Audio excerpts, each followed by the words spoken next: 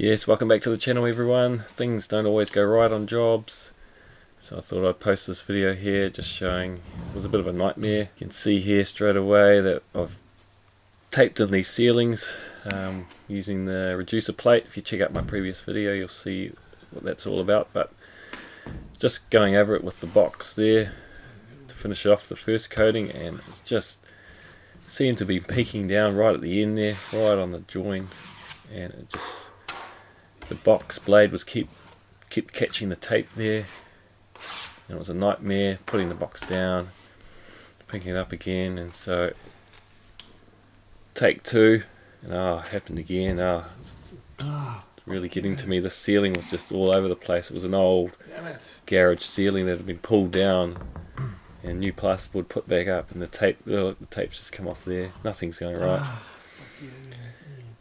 But the garage ceiling had a new drywall put up without straightening anything, just whacked up, and for some reason these joints were just really hollow, or I suppose the joints were pushed up, which made filling in and used a lot of plaster. So, but right at that end there was just the opposite.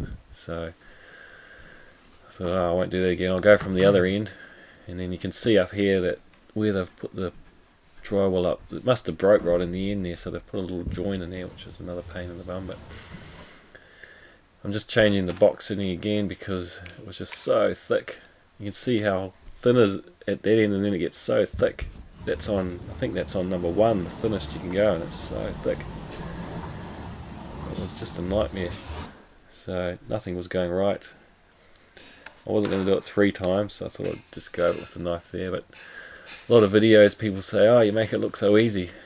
Well, I don't normally show all the bad stuff, but I thought I might as well show you some of the bad stuff that happens. But we get there in the end, we persist, and we've got to make it good. We've got to do the best we can. So that's it guys, cheers, see you next time.